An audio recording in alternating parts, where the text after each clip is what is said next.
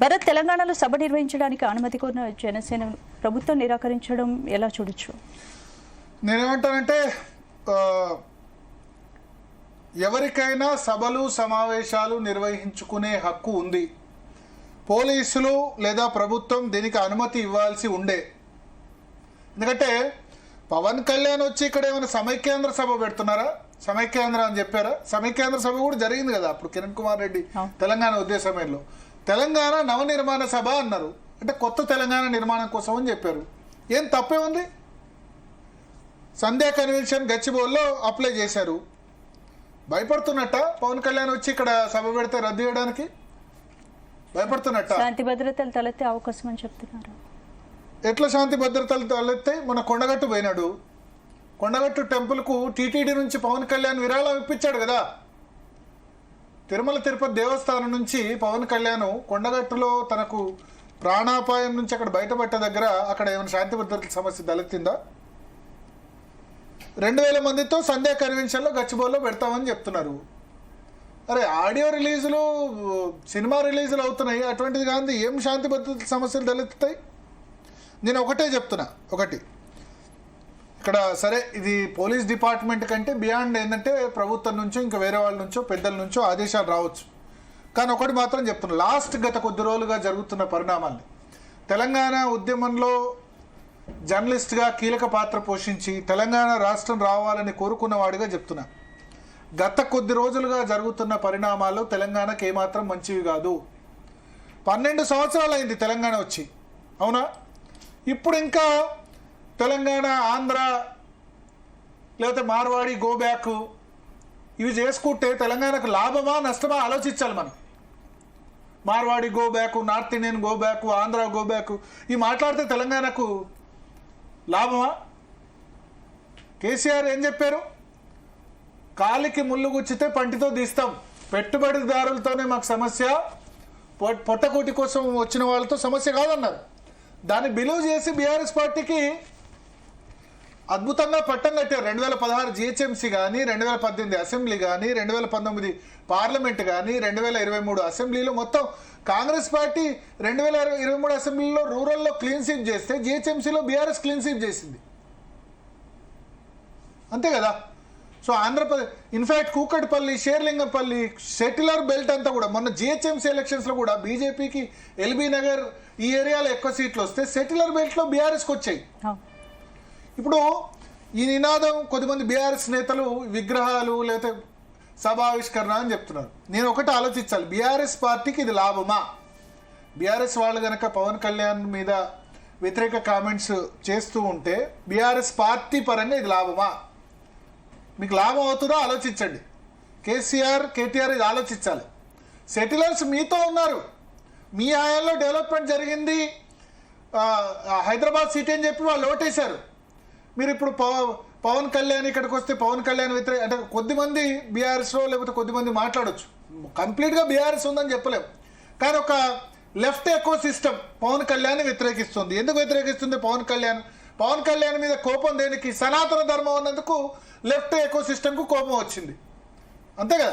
సనాతన ధర్మాన్ని కాపాడాలంటే left echo సిస్టమ్గా అప్పటి వరకు చెగువేరా టీషర్ట్లు వేసుకున్నంత కాలం బాగానే ఉన్నాడు పవన్ కళ్యాణ్ గద్దరు కలిసి తిరిగి ఫోటోలు పెట్టుకున్నంత కాలం బాగానే ఉన్నాడు. మొగిలయ్య పద్మశ్రీ ఇప్పించినప్పుడు బాగానే ఉన్నాడు. ఎప్పుడైతే సనాతన ధర్మం ఉన్నాడో అప్పటి నుంచి లెఫ్ట్ బ్యాచ్కి పవన్ కళ్యాణ్ అంటే విపరీతమైన కోపం వచ్చేసింది. సనాతన ధర్మం అన్నది హిందువులకు ఎవరు వ్యతిరేకంగా మాట్లాడితే వాళ్ళు వ్యతిరేకిస్తారు. పవన్ కళ్యాణ్ ఏమన్నా తెలంగాణకు అడ్డుపడ్డా? తెలంగాణకు అడ్డుపడ్డ పార్టీ ఏది తెలుసా? పార్లమెంట్లో అడ్డుపడ్డ పార్టీ అని తెలుసా? అవుట్రైట్గా సిపిఎం పార్టీ. కమ్యూనిస్ట్ పార్టీ కార్యకర్తలు ఆ రోజు లోక్సభలో కానీ రాజ్యసభలో కానీ విపరీతమైన నిరసనలు తెలియజేశారు. ఎంఐఎం సిడబ్ల్యూసీ నిర్ణయం తీసుకున్న తర్వాత చేంజ్ అయ్యాడు, కానీ ఓవైసీ అసలు మాకు వద్దు, మాకు రాయల తెలంగాణ కావాలి, ఉంటే కనుక అసలు హైదరాబాద్లో ముస్లింలకు ఇబ్బంది అవుతుంది, చిన్న రాష్ట్రం అని చెప్పింది ఓవైసీ కదా. ఇప్పుడు పవన్ కళ్యాణ్ ఏం చెప్పాడు అప్పుడు? ఆ రోజు నాకు తెలంగాణ ఆంధ్ర విడిపోతుంటే 11 రోజులు అన్నం తినలే అని చెప్పాడు, బాధ అనిపించింది అని చెప్పాడు, అంతే తప్ప తెలంగాణ రాష్ట్రానికి ఆయన అడ్డు కాదు, నిలువు కాదు, పొడవు కాదు. ఎప్పుడు రాష్ట్ర విభజన తర్వాత పవన్ కళ్యాణ్ మాట్లాడాడు తప్ప ఉద్యమ సమయంలో తెలంగాణకు వ్యతిరేకంగా ఎప్పుడైనా మాట్లాడా? రాష్ట్ర విభజన అయిపోయిన తర్వాత తన పార్టీ జనసేన పెడుతున్నప్పుడు చెప్పాడు. సో పవన్ కళ్యాణ్ తెలంగాణకు వ్యతిరేకం ఎట్లా అవుతాడు? కోనసీమ కొబ్బరి దృష్టి తెలంగాణ కలిగిందేమో అన్న ఒక్క మాటను పట్టుకొని పవన్ కళ్యాణ్ తెలంగాణకు వ్యతిరేకం అంటే ఎట్లా చూడాలి మనం? సో తెలంగాణ సో ఇంకా కూడా 12 సంవత్సరాల తర్వాత గుర్తుకొచ్చిన తర్వాత తెలంగాణ వేరు ఆంధ్ర వేరు అని మాట్లాడితే ఇది ఏమాత్రం కరెక్టు? అరే మనం అందరినీ కలుపుకొని పోవాలి. ఇక్కడ రియల్ ఎస్టేట్ వృద్ధి చెందాలంటే హైదరాబాద్ వాళ్ళు రావాలి, నార్త్ ఇండియన్స్ రావాలి, బీహారీలు రావాలి, ఉత్తరప్రదేశ్ వాళ్ళు రావాలి. ఇవాళ ఒడిశా వాళ్ళు లేకపోతే హైదరాబాద్లో హోటల్స్ పనిచేయవు. ఇవాళ మార్వాడీలు చేయకపోతే ఇంత వృద్ధి ఉండదు. ఉత్తరప్రదేశ్ బీహారీలు లేకపోతే ప్లంబింగ్ వర్క్ లేదు. ఇవాళ ఫాల్ సీలింగు, ప్లంబింగు, కార్పెంటరు ఈ వర్క్ అంతా కూడా అక్కడి నుంచి వచ్చిన వాళ్ళు. ఒక్క ఆంధ్రప్రదేశ్ నుంచి వచ్చిన వాళ్ళతోనే మనకి ఇబ్బంది. ఎందుకు ఈ విధంగా చేస్తున్నారు? మంచిది కాదు. నేను అవుట్రైట్గా నేను తెలంగాణ జర్నలిస్ట్ సంబంధించి 2014లో నేను జనరల్ సెక్రటరీగా ఉన్నా ఢిల్లీలో. తెలంగాణ రాష్ట్రం కావాలని బలంగా కాంక్షించిన వాళ్ళు నేను ప్రథముణ్ణి. ఉస్మానియా యూనివర్సిటీలో చదువుకున్నా నేను కూడా. ఈ పరిణామాలు మంచివి కావు తెలంగాణకు. ఈ నాయకులు పార్టీలు రెచ్చగొడతారేమో, బట్ అల్టిమేట్గా ఇప్పుడు మన దగ్గర రియల్ ఎస్టేట్ పడిపోయింది. ఎందుకు పడిపోయింది? ఆంధ్రప్రదేశ్లో 3 రాజధానులు పోయి అక్కడ అమరావతి అనేసరికి కొద్దిమంది అమరావతిలో ఇన్వెస్ట్ చేశారు. అందరి సహకారం అవసరం. నార్త్ ఇండియా వాళ్ళు రావాలి, మిగతా వాళ్ళు రావాలి. హైదరాబాద్ నవే global city. It's no more ఇది. ఎస్, ఇప్పుడు ఒకవేళ తెలంగాణ సంబంధించి ఇప్పుడు ఈ పార్టీలకే, కాంగ్రెస్ అయినా లేదా బీఆర్ఎస్ అయినా బీజేపీకి అయినా అందరికైనా మళ్ళీ సెటిలర్ ఓట్లు కావాలి, అంతేనా? జిహెచ్ఎంసీ వచ్చేసరికి మారుతుంది. మొన్న జూబ్లీ హిల్స్ ఎలక్షన్ సందర్భంగా అందరు కూడా ఏంది, మేము కమ్మల ఓట్లు కావాలని చెప్పారు, మిగతా వాళ్ళ ఓట్లు కావాలి, వీళ్ళ ఓట్లు కావాలని చెప్పారు. ఇప్పుడు ఎన్టీఆర్ విగ్రహంతో ఇష్యూ షురూ అయింది, అవునా? సరే, ఎన్టీఆర్కు రాష్ట్ర వ్యాప్తంగా తెలంగాణలో చాలా విగ్రహాలు ఉన్నాయి, ఎందుకంటే తెలుగుదేశం పార్టీ అధ్యక్షుడిగా ఉన్నారు కాబట్టి. మైత్రివనంలో విగ్రహం పెట్టి రేవంత్ రెడ్డి ఏం చెప్పారు? ఎస్, బరాబర్ ఎన్టీఆర్ విగ్రహం పెట్టాల్సిందే అని చెప్పారు. ఎందుకు? ఆయన కమ్మ ఓట్లు, అంటే ఒక కమ్మ ప్రతినిధిగా మాత్రమే ఎన్టీఆర్ను చూస్తున్నారా? పువ్వాడ అజయ్ అప్పుడు బీఆర్ఎస్ సమయంలో కూడా పెట్టారు కదా ఖమ్మంలో ఎన్టీఆర్ విగ్రహం. సో ఈ ఏదైతే ఉందో ఈ జరుగుతున్న పరిణామాలు మంచివి కాదు. మీకు తెలంగాణ వాదాన్ని వ్యతిరేకించారంటే మరి ఈ క్యాబినెట్లో తుమ్మల నాగేశ్వరరావు సపోర్ట్ చేశారా? బీఆర్ఎస్ క్యాబినెట్లో ఉన్న తలసాని శ్రీనివాస్ యాదవ్ తెలంగాణ యాదవ్ని సపోర్ట్ చేశారా? చేయకున్న వాళ్ళు బాగా ఏమంటారు, ఈ ప్రభుత్వంలో ఆ ప్రభుత్వంలో 2 ప్రభుత్వాల్లో కూడా ఆంధ్ర కాంట్రాక్టర్లో మెజారిటీ దోచుకుపోతుంటే మీరు కాంట్రాక్టర్లను వదిలేసి మధ్యలో పవన్ కళ్యాణ్ ఆయన ఏదో తెలంగాణ వ్యతిరేకలాగా చిత్రీకరించడం ఎట్లా అవుతుంది? ఎట్లా పవన్ కళ్యాణ్ కొండగట్టుకు నిధులు తీసుకొచ్చాడు కదా, తెలంగాణ టీటీడీ దేవస్థానం నుంచి కొండగట్టుకు నిధులు తీసుకొచ్చి మొన్న ఈ ప్రభుత్వం స్వాగతం పలికింది.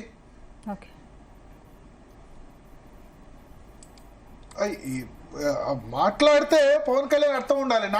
Professor Nageshwar versus Pawan Kalyan issue అయింది, అవునా?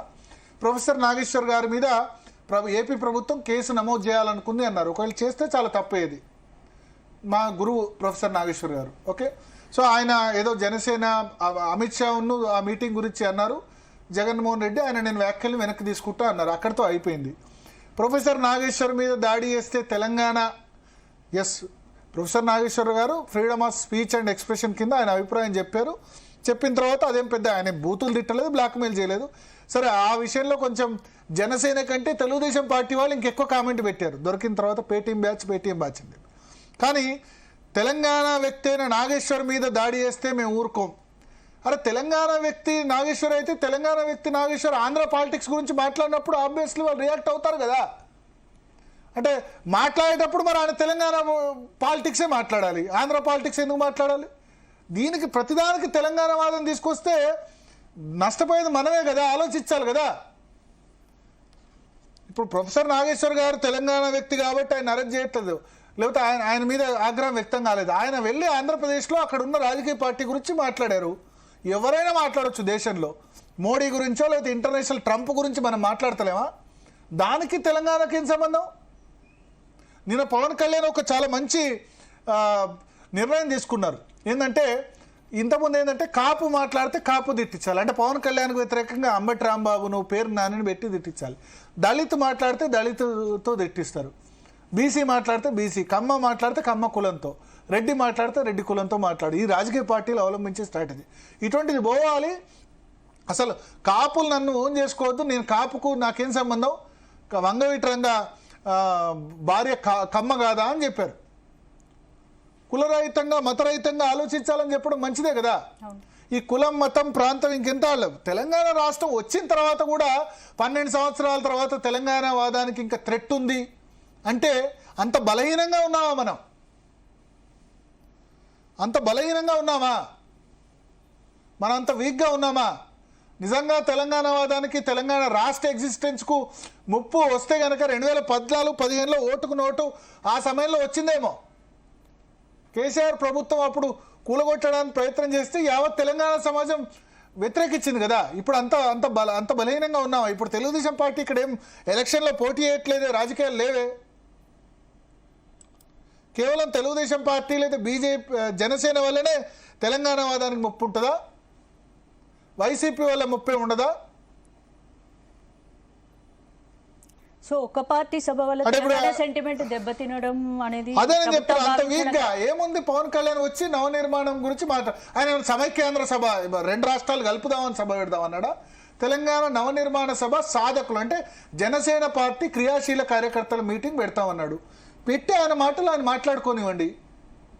దానికి అనుమతి నిరాకరించి ఇంకా పెద్దగా ఈ సింపతి వ్యక్తం కదా పవన్ కళ్యాణ్ మీద.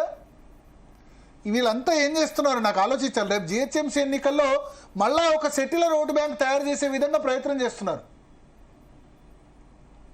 అంతే కదా. ఈ సెటిలర్స్ వేరు, ఇది పోయింది. ఇక్కడ పుట్టిన వాళ్ళంతా సరే 20-30 సంవత్సరాల క్రితం వచ్చిన వాళ్ళంతా కూడా ఇక్కడ వాళ్ళనే అనుకునే పరిస్థితి వచ్చింది. బతుకమ్మ ఆంధ్ర నుంచి వచ్చిన వాళ్ళు కూడా బతుకమ్మ ఆడుతున్నారు. మళ్ళా ఎందుకు? మన రాష్ట్రం మనకు వచ్చిన తర్వాత ఆలోచించాలి. మన రాష్ట్రం మనకు వచ్చిన తర్వాత కూడా ఎందుకు ఇటువంటి పరిస్థితి వచ్చిందో ఆలోచించాలి. ఇది కరెక్టేనా కాదా ఆలోచించాలి. సో ఇది ఏది జరిగినా ఏం చేసినా ఈ సభకు ఖచ్చితంగా అనుమతి ఇవ్వాల్సిందే. బహుశా జనసేనకు సంబంధించిన నేతలు హైకోర్టుకు పోతారేమో, పోయి వాళ్ళ అనుమతి తీసుకొస్తారేమో. బట్ ఒకటి మాత్రం నిజం, పవన్ కళ్యాణ్ కంటే చాలా గట్టిగా తెలంగాణ రాష్ట్రాన్ని వ్యతిరేకించిన వాళ్ళు CPM, communist party of India, Marxist Lok Sabha రాజ్యసభలో నినాదాలు చేశారు విశాలాంధ్రకు అనుకూలం అని చెప్పి. సిపిఐ సపోర్ట్ చేసింది, సిపిఎం పూర్తిగా వ్యతిరేకించింది. ఎంఐఎం సరే లోక్సభ రాజ్యసభ పార్లమెంట్ బిల్లు కాదు కానీ అంతకుముందు 5-6 సంవత్సరాలు రాజశేఖర రెడ్డి ఉన్నప్పుడు అసౌద్దీన్ ఓవైసీ వ్యతిరేకించాడు. ఇప్పుడు అంటే ఇప్పుడు ఏం చెప్పదలుచుకున్నారో ఏందో నాకు అర్థం కావట్లేదు. పవన్ కళ్యాణ్ సభకు అనుమతి నిరాకరణ ద్వారా పవన్ కళ్యాణ్ను తెలంగాణ శత్రువుగా చూడడమే ఆశ్చర్యకరంగా కనిపిస్తుంది. అంత చిన్నదా తెలంగాణ సెంటిమెంట్? ఒక పవన్ కళ్యాణ్ వచ్చి ఏదో చేస్తే తెలంగాణ సెంటిమెంట్ దెబ్బతింటుందా? ఒక ఎన్టీఆర్ విగ్రహం పెడితే అవుతుందా? Congress party double game, BJP double game, BRS double game. ఇది ఒక్కో పార్టీ వైజ్గా చూద్దాం. బీఆర్ఎస్కు అవుట్ రైట్గా సెటిలర్స్ వాళ్ళు అంతకుముందు తిట్టినవన్నీ మర్చిపోయినారు. అంతకుముందు మాట్లాడినవన్నీ కూడా బీఆర్ఎస్ నేతలు మాట్లాడినవన్నీ కూడా మర్చిపోయినారు. ఆంధ్రలో లంకలో పుట్టిన వాళ్ళంతా రాక్షసులే, ఇవన్నీ కేసీఆర్ మాట్లాడినవన్నీ కూడా మర్చిపోయినారు. ఆంధ్ర ప్రజలు మర్చిపోయి వాళ్ళని తాము ఓన్ చేసుకున్నారు. షేర్లింగంపల్లి లాంటి చోట లేకపోతే కూకటిపల్లి లాంటి చోట మొత్తం సెటిలర్స్కు బీఆర్ఎస్ టికెట్లు ఇచ్చింది అక్కడి నుంచి వచ్చిన వాళ్ళందరికీ. ఇప్పుడు సడన్గా వాళ్ళు వచ్చి ఇది తెలంగాణకు నష్టం జరుగుతుంది దీనివల్ల అంటే మనం ఆలోచించాలి ఎంత మేరకు ఇది కరెక్టో. ఇది బీఆర్ఎస్ పార్టీకి లాభం చేకూరుస్తుందా ఈ స్టాండ్ వల్ల? మీరు ఆల్రెడీ మీకు రూరల్ తెలంగాణలో నెగటివ్గా ఓటేశారు పబ్లిక్, తెలంగాణ పబ్లిక్ ఓటేయలేదు. North Indian public, Andhra public హక్కున చేర్చుకున్నారు. ఇక కాంగ్రెస్ పార్టీ మన జూబ్లీహిల్స్లో ఓటేసి ఉండొచ్చు కానీ కాంగ్రెస్కు లాస్ట్ 10 సంవత్సరాల్లో ఎప్పుడు సెటిలర్స్ ఓటేయలేదు. అయితే బీజేపీ తెలుగుదేశంకి ఓటేశారు, లేకపోతే ఏమంటారు బీఆర్ఎస్ కొట్టేశారు. సరే ఇప్పుడు రేవంత్ రెడ్డి ప్రయత్నం చేస్తున్నారు, కొంత కమ్మాస్ తన రెడ్డి కమ్మాస్ను ఓన్ చేసుకునేందుకు తెలుగుదేశం పార్టీ అండతో ప్రయత్నం చేస్తున్నారు. ఎన్టీఆర్ విగ్రహం విషయంలో అవుట్ రైట్ స్టాండ్ తీసుకోవడం ద్వారా, మిగతా వాటి ద్వారా. సో ఇక్కడ ఒకటైతే క్లారిటీ ఉంది, అల్టిమేట్గా ఇక్కడ జూన్ 2వ తేదీన తెలంగాణ రాష్ట్ర ఆవిర్భావ దినం రోజే నవనిర్మాణ తెలంగాణ కొత్తగా నిర్మాణం కావాలని కోరుకుంటారు. ఆయన సమైక్యాంధ్ర సభ పెట్టాడా? ఇంకోటి, భారతీయ జనతా పార్టీ జనసేన ఏ రోజు కూడా మొన్న అసెంబ్లీలో అలయన్స్ ఉంది తప్ప తర్వాత అలయన్స్ లేదు. జిహెచ్ఎంసీలో వాటిలో అలయన్స్ ఎప్పుడు కూడా లేదు. పార్లమెంట్ ఎలక్షన్లో కూడా జనసేన సహకారం తీసుకోలేదు. మొన్న మున్సిపల్ ఎలక్షన్లో కూడా పవన్ కళ్యాణ్ క్యాంపెయిన్ చేస్తా అన్నారు కానీ చేయలేదు. జనసేన రోల్ ఇక్కడ 1 to 2% ఓట్స్ కూడా రావు. మొన్న 8 చోట్ల పోటీ చేస్తే 8 చోట్ల డిపాజిట్ పోయింది. దాన్ని చాలా పెద్ద సీరియస్ తీసుకొని తెలంగాణ వాదానికి థ్రెట్ వచ్చింది, తెలంగాణ వాదానికి ముప్పు వచ్చింది. ఆలోచించాలి తెలంగాణ వాదులు. ఒక పవన్ కళ్యాణ్ వచ్చి ఇక్కడ సభ పెడితే తెలంగాణ వాదం పోతుంది, లేకపోతే తెలంగాణ వాదానికి వెనుక కుట్ర జరుగుతుందంటే మనను మనం చిన్నగా చూసుకోవడం కాదు, మనం పెద్దగా ఆలోచించాలా. చంద్రబాబు నాయుడు అంత పీక్లో ఉన్నప్పుడే ఏం చేయలేకపోయినారు, ఓటుకు నోటు అంత పీక్గా ఉన్నప్పుడే ఏం చేయలేకపోయింది. అరే ఎంతమంది చేస్తే ఉద్యమం, మిగతా వాళ్ళు ఇప్పుడు ఈవెన్ ఆంధ్ర ప్రజలు కూడా తెలంగాణకు సంబంధించి మన తెలంగాణ ప్రజల సమిష్టి కృషి ఉంది, వాళ్ళు చాలా గట్టిగా పోరాటం చేశారు. మన పోరాటంలో నిబద్ధత లేదు, అందుకని సమైక్యాంధ్ర కాపాడుకోలేకపోయాం. వాళ్ళ ఆకాంక్ష, వాళ్ళు చాలా గట్టిగా మలిదశ ఉద్యమంలో ఫైట్ చేశారనుకున్నారు. మనని మనం చిన్న చేసుకోవడమే. ఏదో పవన్ కళ్యాణ్ వచ్చి ఏదో చేస్తే ఇక్కడ ఉద్యమం అదవుతుంది ఇదవుతుంది అని చెప్పి మాట్లాడదాం. మనతో